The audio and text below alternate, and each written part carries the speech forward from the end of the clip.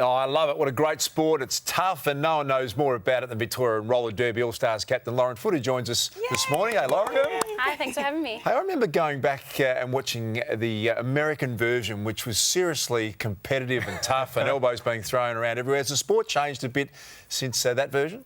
Yeah, absolutely. I mean, I'd definitely be in the sin bin if I pulled off some of those moves. You can't clothesline anyone anymore, so it tends to be a lot more rules these days. Yeah, definitely a contact sport, which I love. I mean, Jo loves, I know, contact. I love being tough and We strong. competed in a little self-defence thing. She threw me on my I butt, saw so that, yeah. she did really well. You gave it because you got to stop. It must get the adrenaline high. And how do you go with injuries? Do you get a lot, or...? Yeah, definitely you do get in that high adrenaline space, and sometimes that's in your advantage because you can't really feel injuries if you're in that sort of heightened state. But yeah, I've had a few back injuries, ankles. I've just done my MCL recently actually and recovering from that. So we do get our fair share of tackles, but you've got to get back up, I guess. And fair share of recovery, hopefully. Yeah, definitely. I just think the degree of difficulty is amazing because it's so tactile, it's fast, it's aggressive, you've got all those moves that you have to learn, plus you're on skates, which I can't do even without all that first part.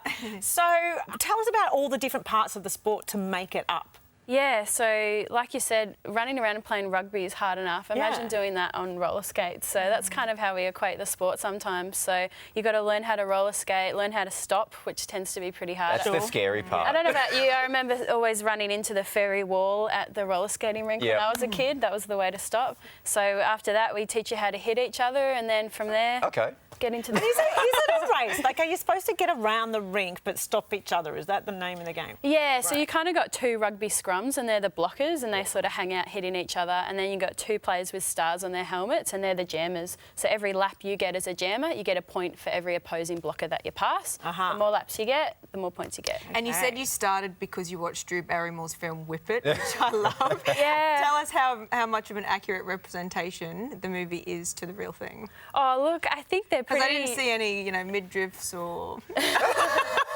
I mean, they're strong, badass women, and I think that's something that we definitely bring when we play the sport. But yeah, there's a few more rules than you probably see in Hollywood.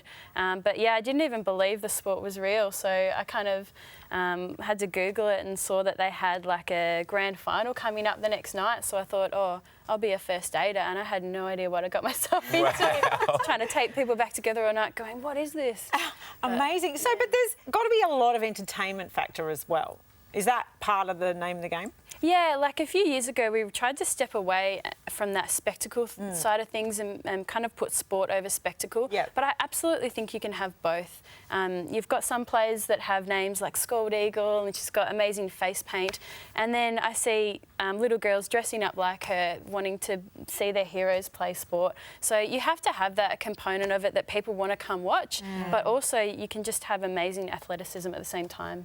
Now, Lauren, it's right to say that you guys are totally self-funded, including all overseas travel, which is the case with a lot of women's support. So it's no-brainer saying that you guys would like more support to go behind you guys? Absolutely. It's so expensive to play this sport. I think I could have bought a house by now, but most of my money just goes into travel. We're super stoked to have picked up Chemist Warehouse this year, which is supporting our team. Great. But it's still really expensive to head over, and we're just looking for people to help us do what we love, and it should be equal to what a lot of men's teams gets, and that's what we think would be fair. And you're about to head to Denver. Tell us a bit about that. Yeah, I'm really excited. We're going to Denver. I'm a bit nervous because it's at altitude, so I'm probably not going to be able to breathe. You'll have to at use all. one of those altitude masks to train while you're doing it. We That's just another element. We have the little things on the sideline, so you kind of skate, and it looks a bit dodgy. You're just like inhaling this like oxygen thing on the side. So we're going to play the top 4 teams over in Denver, and that's sort of our warm-up, our learning at the end of the season. And then we've already got our ticket to Champs, which is in Montreal in November, and that's hopefully where the magic will happen. Lauren, great sport to watch. Thanks for coming in and sharing a bit of us. Thanks for having me.